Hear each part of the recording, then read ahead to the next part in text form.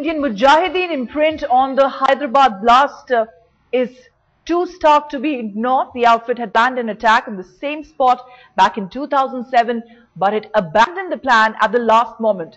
Well, yesterday's blast also bear striking similarity to 2012 Pune blast. The group used tiffin boxes packed with IEDs to trigger these blasts. The group also used cycles and motorcycles to place these tiffin bombs.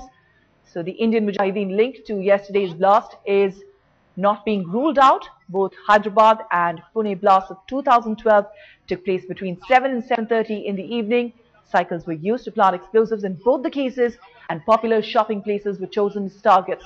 Bombs in both cases were placed in a closed area with an aim to maximize the impact. Also, an intelligence input note prepared by a special cell of Delhi police reveals that an Indian Mujahideen module busted in 2012 had confessed that one of its top operators recce'd the key site in Hyderabad, including Dilsukh Nagar area that was the target of yesterday's attack.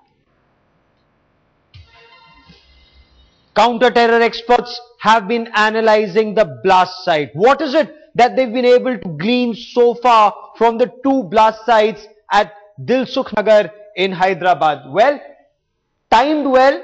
Was it remote controlled? They're still trying to look for that timer. But what do they know so far? It's an IED. It had been placed on a cycle. The Home Minister went on record to say it was kept on two different cycles. It was in a tiffin box. It does appear as if the explosives were of a rather basic nature, not a very sophisticated device. The blasts appear to have been well timed and not remote controlled. So what kind of an explosive was used? They're still trying to analyze it. No sign of sophistication in the assembly of the IEDs.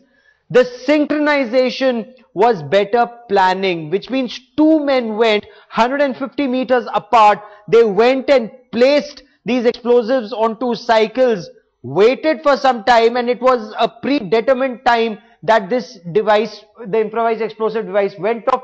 There aren't any reports of any craters on ground. These devices were kept at a height, and the injuries that people have suffered seem to indicate that. They've ruled out using of powerful explosive material. These bombs were perhaps locally assembled using crude material that was available around. What terror group was behind this? It's suspected to be Indian Mujahideen. Why? Because of the timing of the blast, the nature of the explosives that were used, the area that was targeted. The Indian Mujahideen has tried to target this area in the past. There wasn't any projectiles such as nails or ball bearings that were used here. Reports of damage to nearby building also do not indicate the use of any projectiles in these two devices. The police so far not confirming on record whether a third device has been found or not. Sources say yes, police say maybe something has been found. They're still trying to get to the bottom of this case. Powerful explosive material not used. The timer might have been of conventional nature. Was it the Indian Mujahideen? Was it a cell that had just been busted? Remember, it was the Delhi police in October 2012. They busted an Indian Mujahideen module.